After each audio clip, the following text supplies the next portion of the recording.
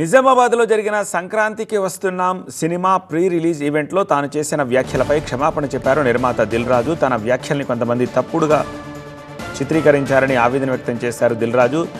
ఆ ఈవెంట్లో తాను తెలంగాణ సంస్కృతిలో ఉండే దావత్ గురించి మాట్లాడడం తప్ప తెలంగాణ వాళ్లను అవమానించానని, హేళన చేశానని సోషల్ మీడియాలో ప్రచారం జరిగింది అన్నారు.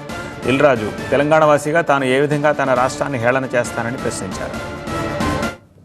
ఈవెంట్లో నేను మన కల్చర్లో ఉండే మన దావత్ గురించి, మటను, తెలగలు గురించి సంబోధించాను.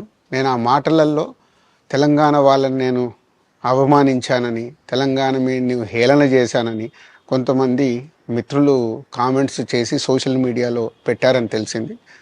నా ఉద్దేశం అదే స్పీచ్లో లాస్ట్లో చెప్పడం జరిగింది.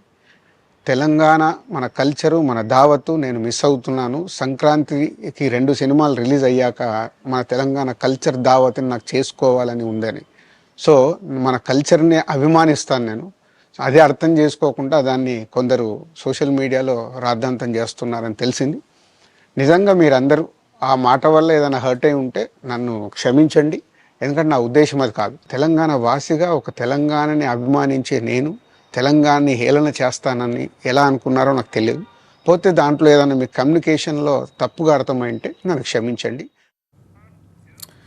అసలు ఆ మూవీ ఫంక్షన్లో ఆ రోజు దిల్ రాజు ఏమన్నారో కూడా ఒకసారి చూద్దాం. మా వాళ్ళకి సినిమా కంటే మన దగ్గర సినిమాలు ఇవన్నీ తక్కువ కాబట్టి మీ దగ్గరికి వెళ్ళి రియాక్షన్ అదే తక్కువ వస్తుందని మా డైరెక్టర్ చెప్పా.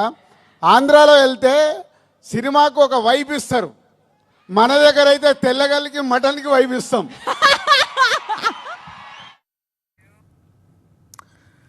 సంక్రాంతికి ఏపీలో సినిమా వైబ్ ఉంటే తెలంగాణలో దావత్ వైబ్ ఉంటుందన్న ఈ వ్యాఖ్యలపై పలువురు అభ్యంతరం చెప్పడంతో క్షమాపణ కోరారు దిల్ రాజు.